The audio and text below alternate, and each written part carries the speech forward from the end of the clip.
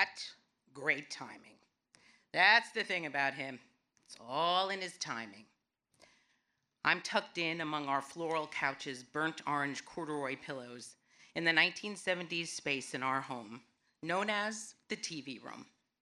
My dad sits in his Barca lounger, leaned back just enough.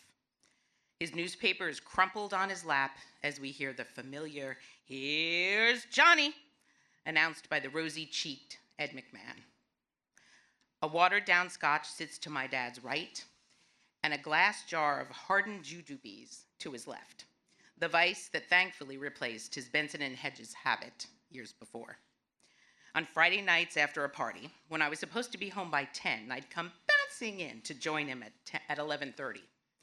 He pretended not to notice the time. I hoped he never noticed my cheap high school beer breath. On many weeknights, just as I finished algebra homework, I'd hear Doc Severinsen and his band's signature music from the other end of the house, and I'd run to secure my position in the cushions, front row with my dad. We both loved it all. The opening monologue, a tipsy Ed as the ultimate sidekick, Johnny's deadpan pauses at camera as if he was looking straight through the screen, right at us. I felt so mature getting the jokes and laughing when my dad did. As he said so often while we watched, "Honey, this is 100% pure comedy genius." But to me, it was epic father-daughter bonding. When a high-haired Joan Rivers ventured into dirty jokes that made my dad chuckle, he tried to cover it up with a cough and slight shake of the newspaper. Together, we witnessed a young David Letterman work hard to make Johnny laugh.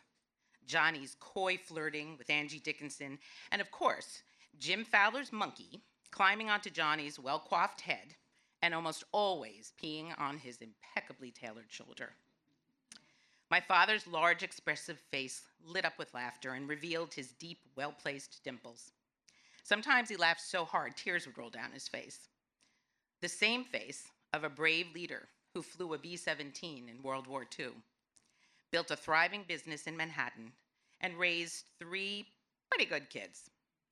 It was the face I loved to watch every night. Some shows, we held our breath to see which newcomer stand-up comedian got the nod from Johnny, an invitation to join him on the couch next to his desk. "That will change their life forever," my dad said with awe. I'd cross my fingers for the ones who made him laugh the most. "Hey, want some ice cream?" he'd enthusiastically ask during a commercial break. "I think she's got chocolate and coffee in there." The she, my mother, was tucked snugly into bed, seemingly unaware of our late-night routine. This was my time with my gregarious, larger-than-life dad. The two of us focused on that screen that sat under his not-so-pretty prized stuffed swordfish, which hung on the sea of dark wood paneling. We silently got misty-eyed at the last show Johnny hosted in 1992, when an emotional Bette Midler turned from the audience and sang directly to him. "One for my baby, and one more for the road." Like Johnny, my dad was much older then, and so was I. I didn't live at home anymore and took the train from Manhattan so we could watch it the way we always had, together. I went to say goodbye to the legendary funny man who was my father's absolute favorite.